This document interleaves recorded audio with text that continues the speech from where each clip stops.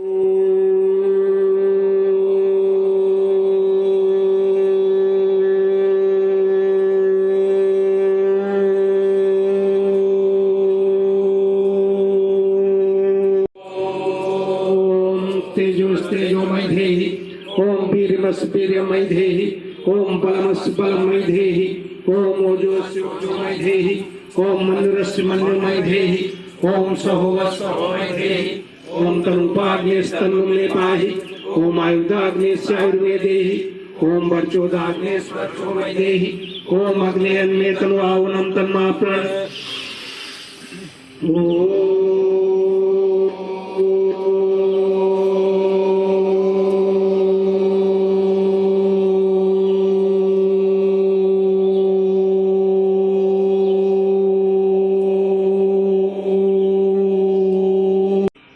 महाव्रत का अनुष्ठान था।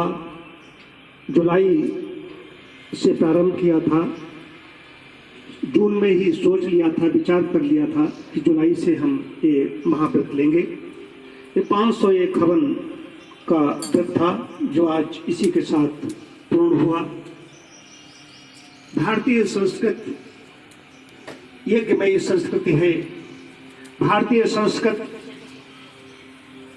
वेद पुराण गीता रामायण की संस्कृति है।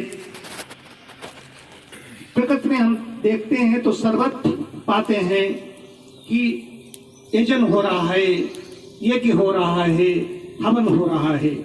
नदियों को देखिए, वृक्षों को देखिए, जो भी आप देखेंगे, हम जमीन में एक दाना डालते हैं वो 100 गुना 1000 गुना होकर कभी मिल जाता है।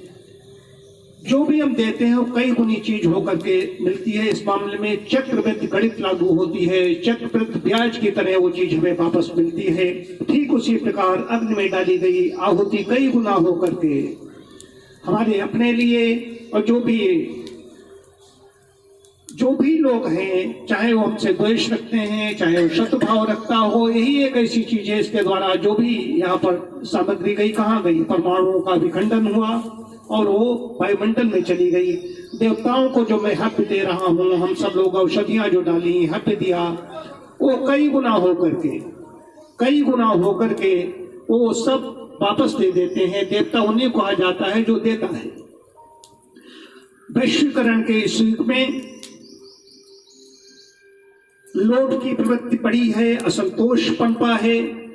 हर घर में, हर व्यक्ति के अंदर एक चीज पनप रही है, देने का भाव खत्म हो रहा है। इसलिए उसके परिणाम स्वरूप क्या हो रहा है? कोविड-19 जैसी महामारियां, भूकंप, भूचाल, कहीं सूखा, कहीं बाढ़, बड़ी व्यापक आ रहे हैं।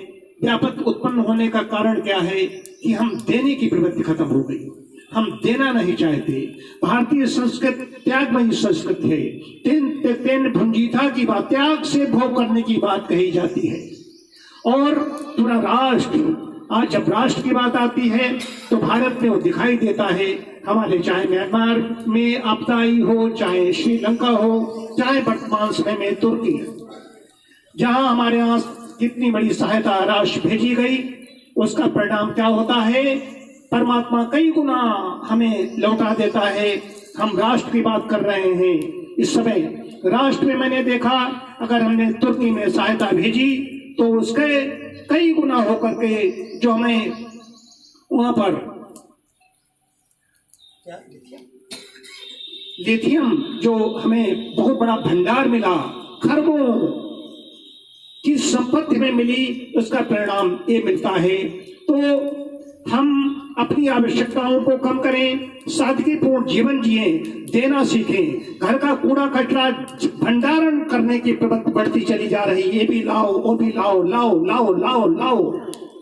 रोग बढ़ रहे हैं, अपसादित व्यक्ति हो रहा है। वो सुख नहीं ले सकता, आनंद की प्राप्त नहीं कर सकता। जितने ज्यादा हमारा घर के कूड़ा कचरा निकालिए, घर को खाली कीजिए, अपने कमरों को, अपने कच्छ को थोड़ी सांस लेने दीजिए, लोगों को बांटिए। जो कुछ लोग हैं जहाँ पर विपन्नता है, उनके पास अभाव है, वो अकाल अभाव में जी रहे हैं, और वहीं एक बात ज्यादा है, इसका मतलब उसका हिस्सा उसके पास पहुंच गया। देने की बढ़ाइए, देने की इच्छा नहीं है, इसलिए रोग और दुख बढ़ रहे हैं। ये सुख पाना चाहते हो तो दो। शतवेद कहता है, शतहस्त समाहरि सहस्त्र हस्त संकर, सैकड़ों हाथों से कमाओ और 1000 हाथों से बिखेर दो। हमारा 7.5 महीने बाद 14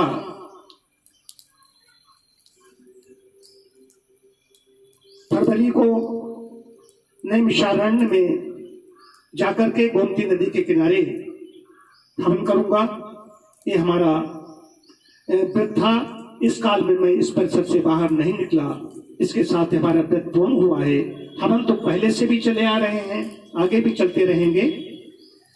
बहुत बहुत शुभकामनाएं सभी को, बहुत बहुत मंगल कामनाएं।